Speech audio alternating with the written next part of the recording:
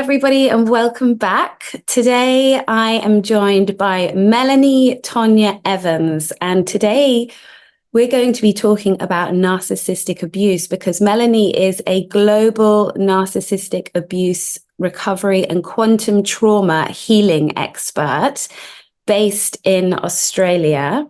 And I'm really excited about this conversation because it's very different to any that I've had before on the series. So welcome, Melanie.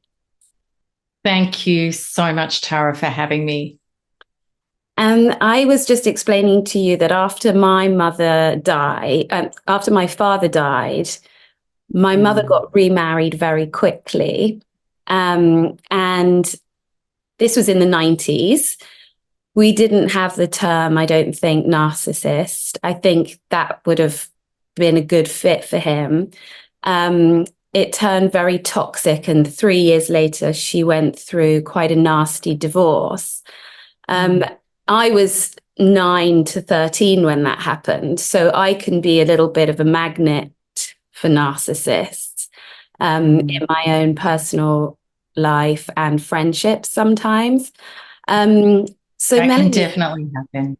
Yeah. Maybe first of all, because we hear the term a lot, narcissist. Yes, we do. But how do you define it? And you're right, that term is so commonplace now. Back then it wasn't. Your mum wouldn't have even been able to hear that term probably.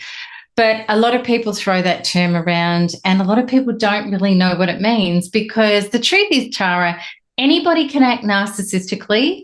So when they're triggered into a trauma and a defense mechanism comes up, but also too, you might not give somebody access to you anymore and you say no, and they could call you a narcissist.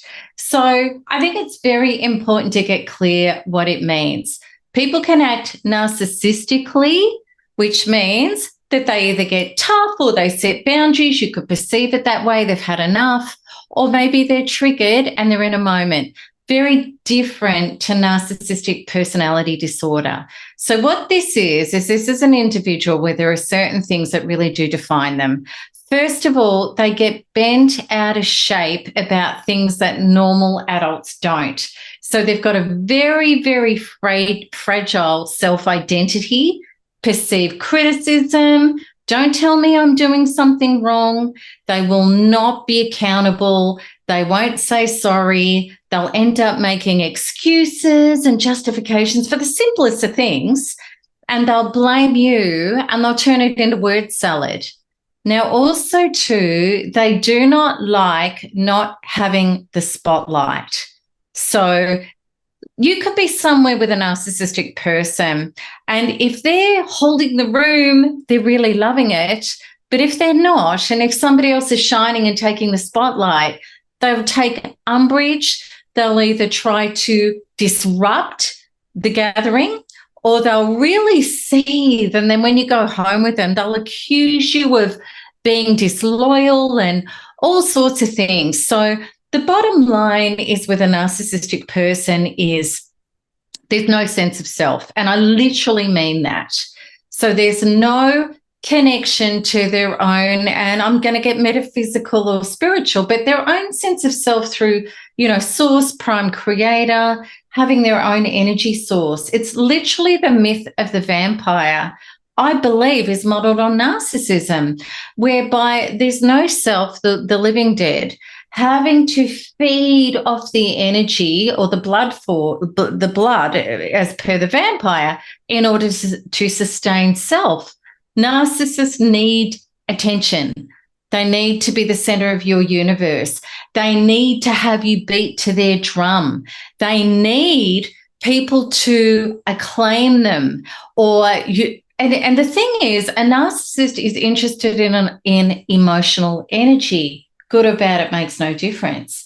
So if a narcissist turns things to word salad, makes excuses, justifications, twists, turns, blames you, brings in allies, your head's spinning. If you get triggered and derailed and angry, they love it, because to them, the more emotionally affected you are, the more it confirms that they exist. So they're really, and this is the thing, you think that you're trying to reach a closure or understanding, a solution with these people.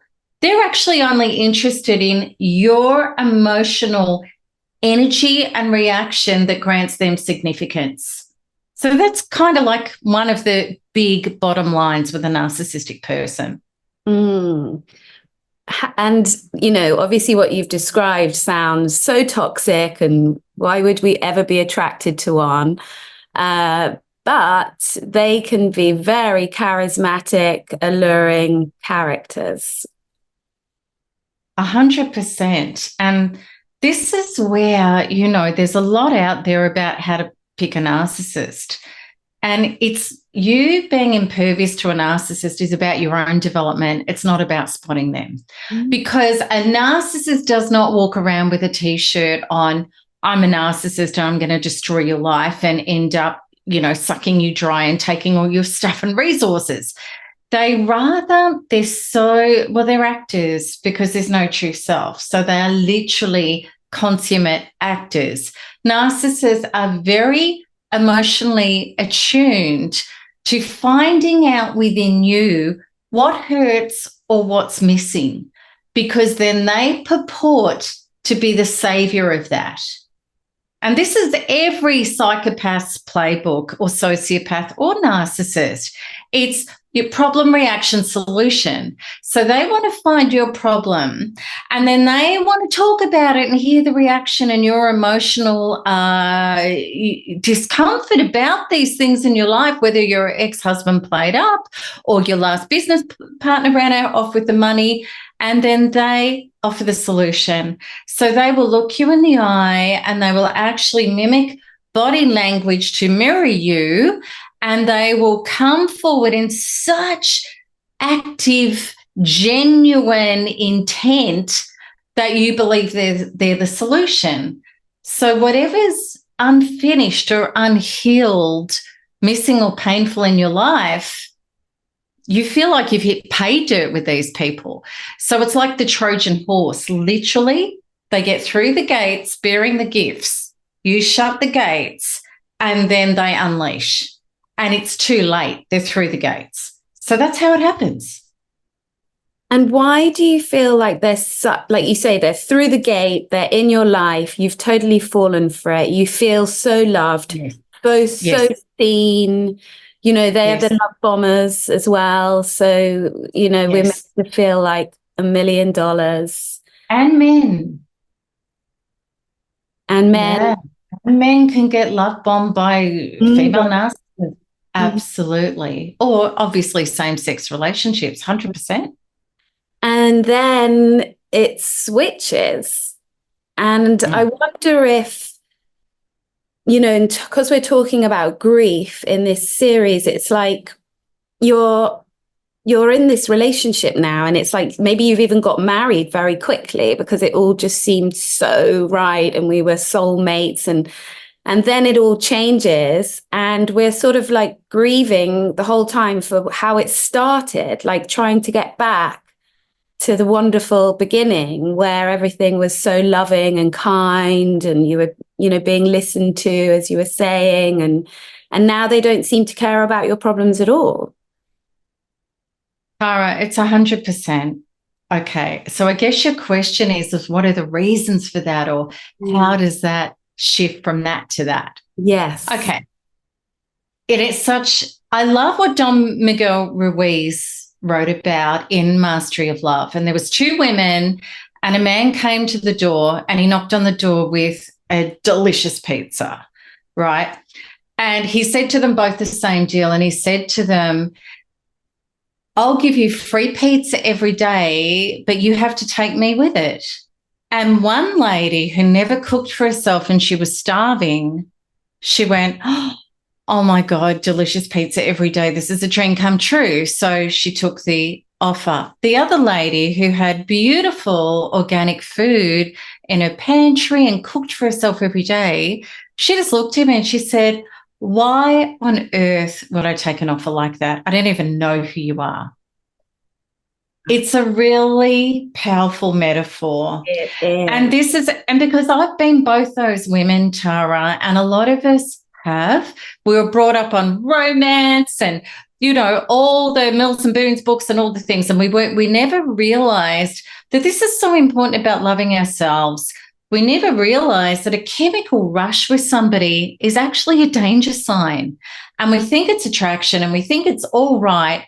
And I jokingly say, and I'm not alone, I used to put more thought into a pair of shoes than my love partner because they're pretty, they're gorgeous, the shoes, but are they going to hurt my feet after 4 hours?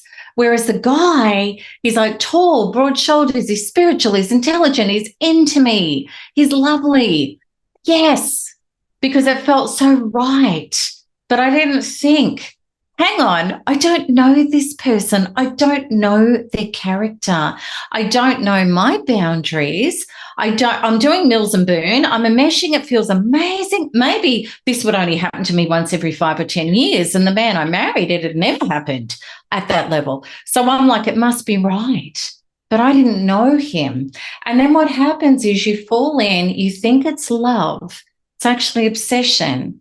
Because they match your love code. Love equals somebody's going to annihilate me, invalidate me, miss me, leave me.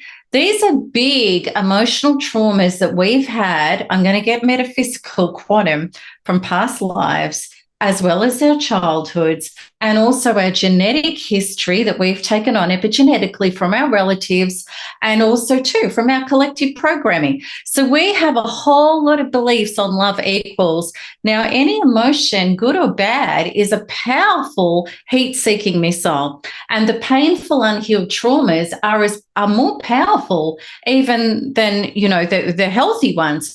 So what happens is when somebody comes into your life pretending to be the exact opposite, because they wouldn't walk up and say, well, look, I've cheated on my last 3 wives and da-da-da, because you go, get lost, right? But they pretend. But the bottom line is, this is the same program that you've seen in your father. This is the same program that you've had in your love relationships. This is the same stuff you've gone through in past lives that you never healed as an energy field to change your reality in this life. So therefore, this is a program that you haven't turned inwards to liberate yet.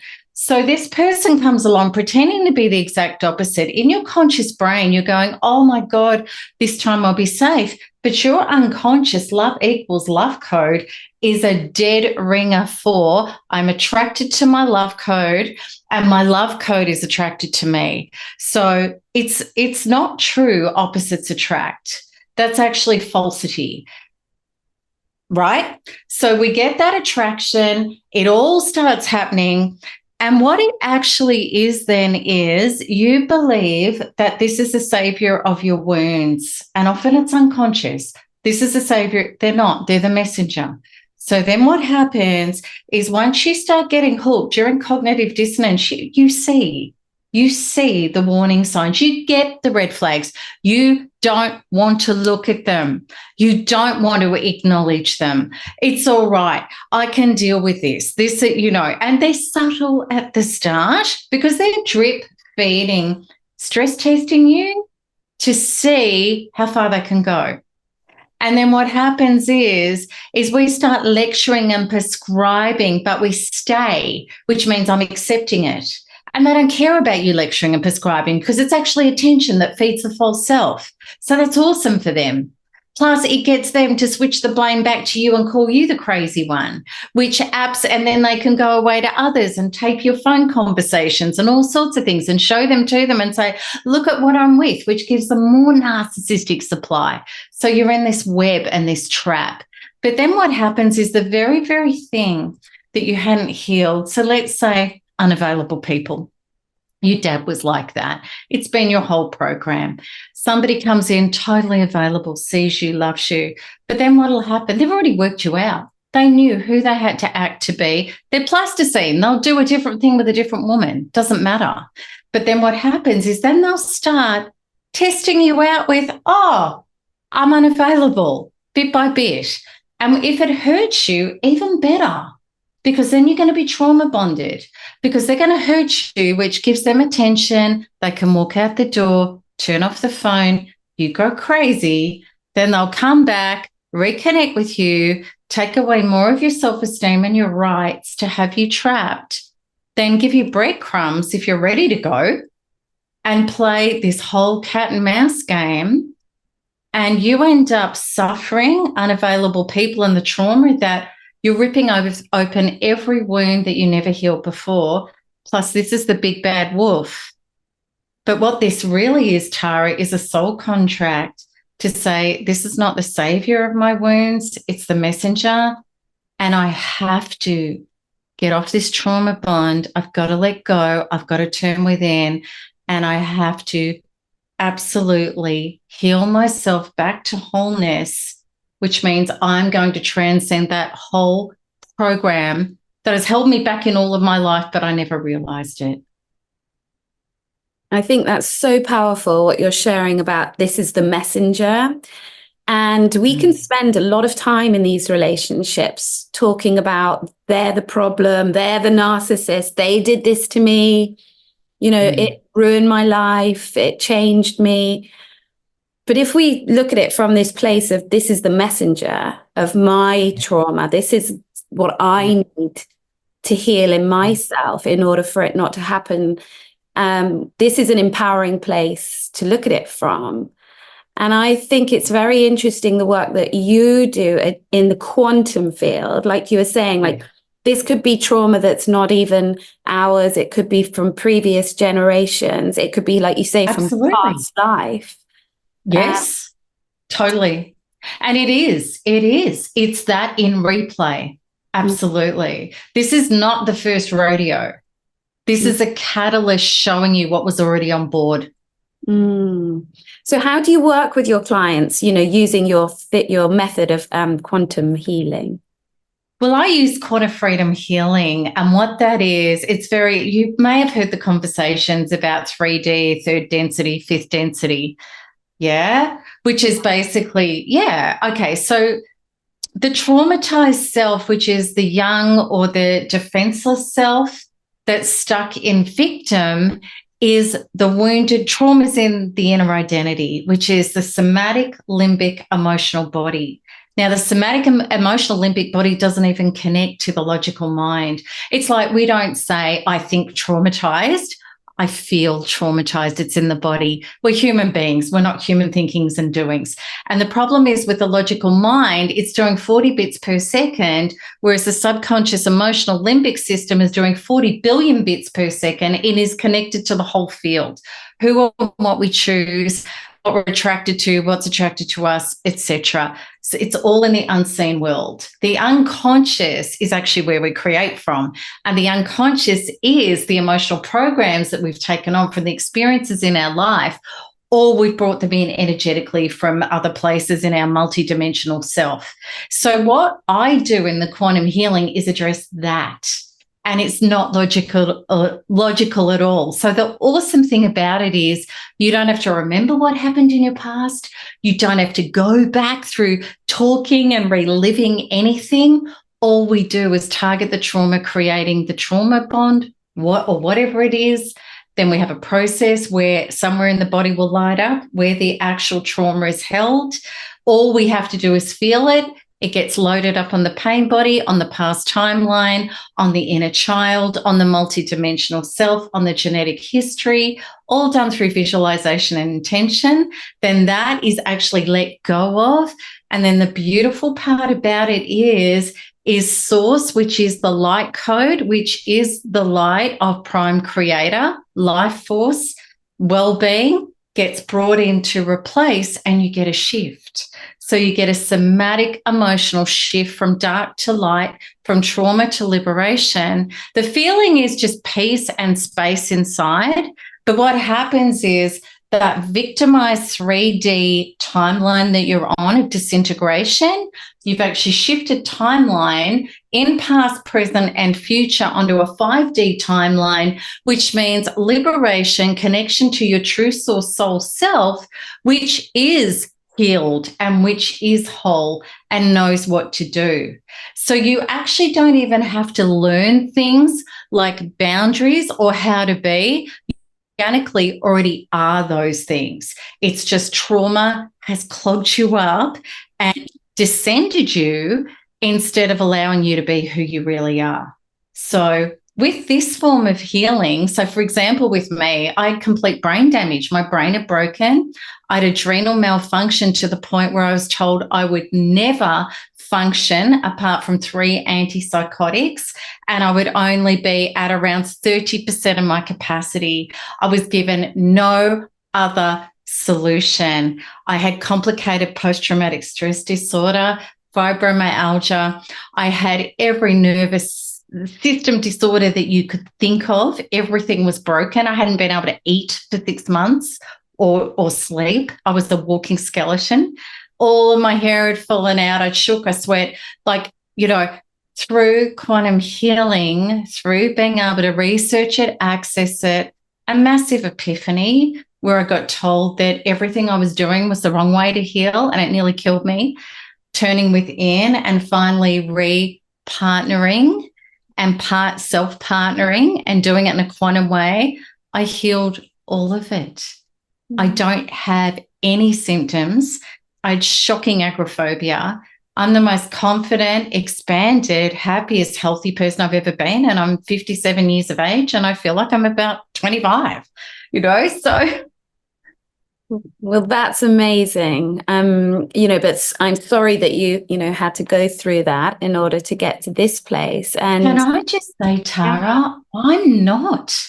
Yeah. I'm not. I am actually so happy that happened because, Tara, my life before that was so life from the outside in. And I always had anxiety or depression, and I was so hard on myself, and my life was stop-start, and it was always such hard work, and I didn't love and approve of myself, and I was over-functioning, overcompensating, being a codependent person in so many areas. Tara, you could not give me $10 trillion to go back to that person. You just couldn't. So I am thrilled that this happened for me and not to me. It really did.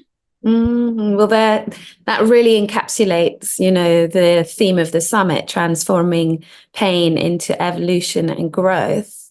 And there must have been a time that you were grieving old parts of yourself. Oh my gosh. Oh gosh. Oh, look, yes, absolutely. And what I grieved so much back then was the dream.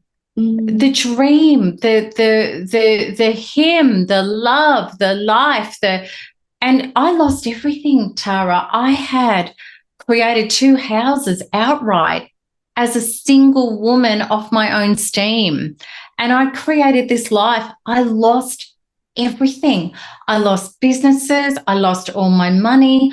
I lost my friends because he smeared them against me. I lost family. I lost everything. And then I lost my mind and I lost my health, and I had nothing and nobody. But in my situation, and then I had this incredible spiritual epiphany when I was completely off my rocker with the brain damage that showed me the truth of the whole thing, crystal clarity. And I had an intervention, and that's the path I went on. But the amazing thing was, Tara, there was no prop. And I was great with props. I always had props, right? There was nothing left apart from turning inwards. So it was perfect. It was so perfect. How long were you in that relationship for? 5 years. Okay. Wow. Yeah. It's a very, very powerful story. And how it just always is amazing to me how we have to be so careful who we let into our lives, because, this person had such a profound effect on your life. And I know that we can say, well, it's us and we let them in and we do our own healing, but still to impact. They are tricksters and they are manipulators. And yes, sorry to butt in, But yeah, the hard thing is really good people, like narcissists hit good people, and good people, well, first of all, they don't want to think about evil, bad people because they just don't. Like, it's icky and it would never happen to me. But the thing is too, like, we assume that people are regulated the way that we are. And narcissistic people just are not, they don't regulate, they don't process. They're not orientated the way we're orientated at all. It literally is like an alien species, the way they think and the way they operate. And until you can, and then people can go crazy trying to research it. But Tara, it's like, and that's one of the biggest problems with narc abuse is the research and the talking about it. That'd be like being hit on the road by a hit and run driver, and somebody runs after the hit and run driver and leaves you on the road bleeding out. You know, you don't heal through researching and learning about them. You heal by healing. That's such a good reminder, because with things like Instagram now, you know, you might look at something about narcissistic abuse and then suddenly it's on your feed the whole time. You're reading all these memes, you know, you're commenting on things and you're getting stuck there. Let's talk about the narcissist. Is you know, people who do that don't heal, and people in my community that do that, they're the ones that don't heal. They just don't. Do you think narcissists are always conscious of what they're doing? They're unconscious and they're conscious. They're absolutely aware of what they're doing, but they're not aware of why they're doing it. Okay, so they're hugely triggered, traumatized people, hurt people, hurt people. So therefore, their behavior, the ancients called it wedico. And what it means is that I'm the absolute victim, and you know, I'm a victim to everything else, and life is happening to me and not through me. So narcissists blame everything and everyone else for their stuff and their life and their behavior ad nauseum, because they will not say, there's something about me I need to look at and I need to heal. So narcissists in their own head absolutely manipulate. And they're amoral. They're not actually immoral, they're amoral. They lie purposefully. They know they lie. They don't care that they lie. And they actually think it's necessary to lie. And the thing is, because they're disconnected from prime creator source, their higher self, a higher power, and accountability to something, and oneness and compassion and empathy, they're on their own. So what it is to the narcissist is, well, it's dog eat dog. It's me versus you. If I win, they're in separation consciousness rather than a unity consciousness. So to them, it's fair game. That's how you have to operate to get by. They don't think it's wrong. So a narcissist, if they get caught lying, they're not sorry they lied. They're annoyed because they got caught. Right. And if you feel like, you know, we might have a lot of this awareness, we may not have done the quantum healing, but maybe we are. Which does make a massive difference, because then you're not trying to act your way out of it, like you're just untriggered and you're powerful. Yeah. You know, you've purged them, you've detoxed them. That's what the quantum healing does. But yeah, let's get down to when you haven't. Yeah. And yeah, I was thinking, you know, you can sort of see all the red flags waving in front of you, but the pull is still there. Like, how would you advise people in that situation? It's huge, because you're trauma bonded. And what's happened is you've had dopamine and you've had all sorts of chemical rushes. Think of, hostages, Stockholm syndrome. It literally is.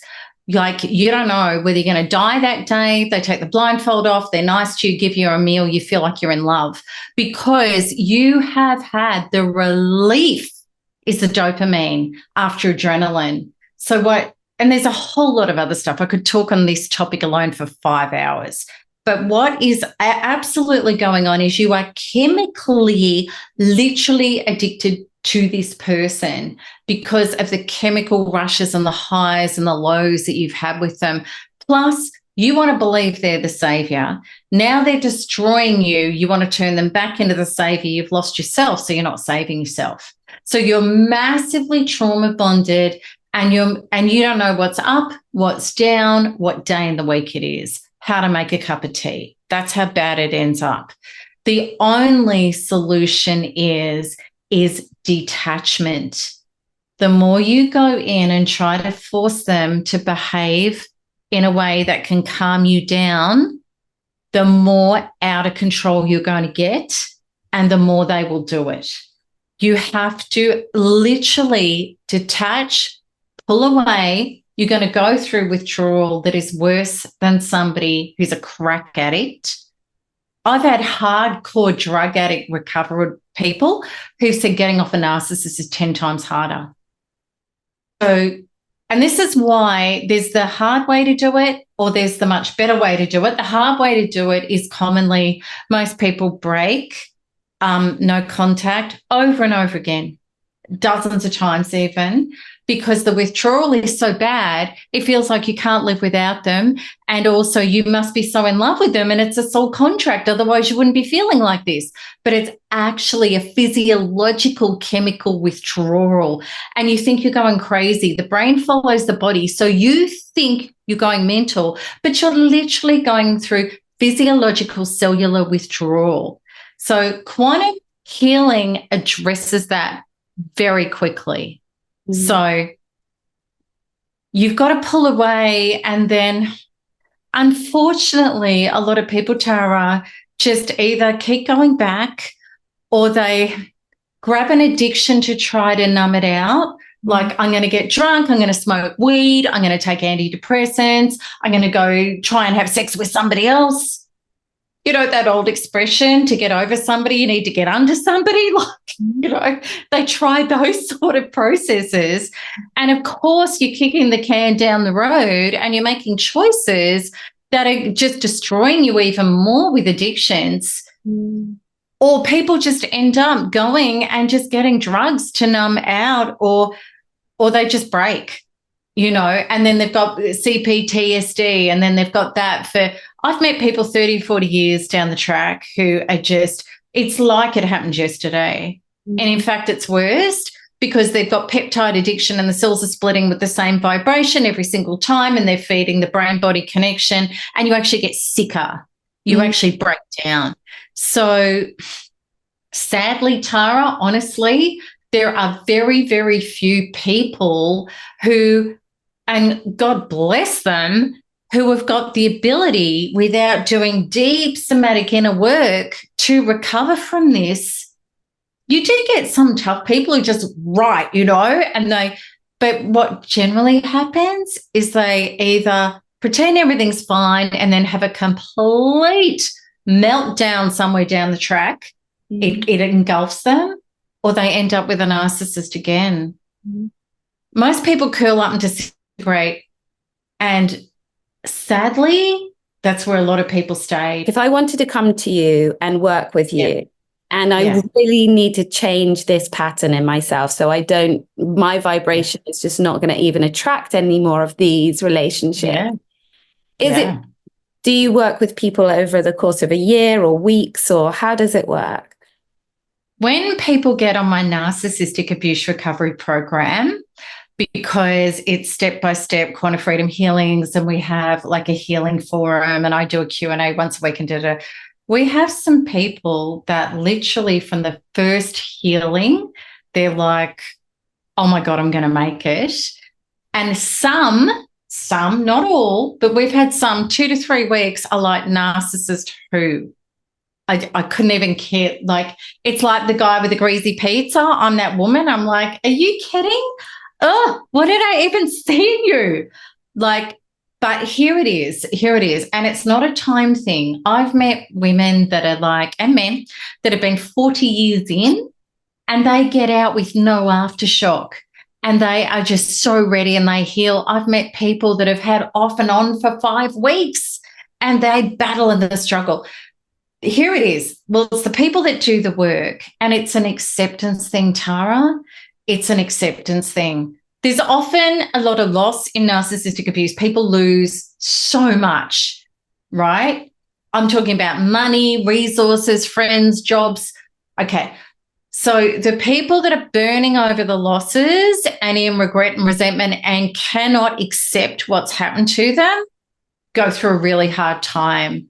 But the people who just say, this is my time to honor my soul. Yes, I've lost a lot, but this is my time to heal, and I'm going to honor and value that, and I'm going to accept that my soul brought me this experience to bring me to now so that I can finally come home to myself and have a true, durable life that I'm going to be thriving. So those people that are on that orientation, and I'm going to do what it takes, right? I'm going to do the healings. I'm going to stay the course.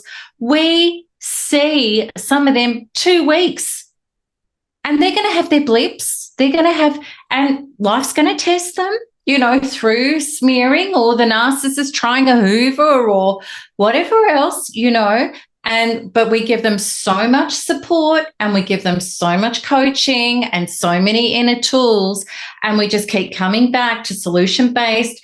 This is in you. There's not a trigger or a hook unless this is something to heal. Let's just focus on that. And their lives rebuild, reignite, and re-go often 2, 3, 5x, 10x to the life that they even thought they were leaving behind. Like I've had women in their 80s marry, end up writing books, learning piano, marrying a beautiful guy that's taken them around the world. I can't even tell you the stories of like people who they weren't even anywhere near that trajectory their whole life. And because not despite what happened to them, because of what happened and the turning within and that emancipation, liberation, cellularly from the inside out, their true life began. Wow. Yeah, it's so powerful. And what you were just sharing about the people who can't let go of all the losses, this is Correct. where the conscious grief comes in. And what you were talking about, the withdrawal, when you're doing the no contact, for me, a lot of, that withdrawal part is the time to go into the conscious grieving. And because if you don't do that, it's so easy to go back to the relationship because it's so painful. 100%. What's so great about quantum freedom healing is that you absolutely own and go to in the body where the grief is. But what we can do is energetically, cellularly load it all up, release it, and replace it with light. So you've just done that grieving in a healing. It's processed, it's done. And you've got your up level, you've got your breakdown that you midwife through to a breakthrough, totally owning it, feeling it, and then being able to let it go and bring in the higher light code, and it's done. Amazing. This just, such wonderful work that you're doing, Melanie. And I know for some people it might feel a little like, what is quantum and what is this, what is that? But I would have thought that once upon a time. I would have thought that's crazy. That's not even possible. But I mean, it's not like you go to a doctor and say, he goes, well, there's a 20-pound grief bucket in there. Our unseen world is so important. And that's what quantum is. We address it. And how, if you had to define conscious grief, how would you define it? Oh, gosh, what a good question. Nobody's ever asked me that question. Conscious grief to me, and I guess I'm going to go a quantum answer with this because that's my life, A conscious grief is a loss of something that we haven't yet embodied and understood the wholeness of it directly with us and Prime Creator. I love that. I always like to ask each person who I interview, because it's just great question to define it. Yeah. And if people, I know you have a free gift, so maybe you want to just explain that. Yeah, I do.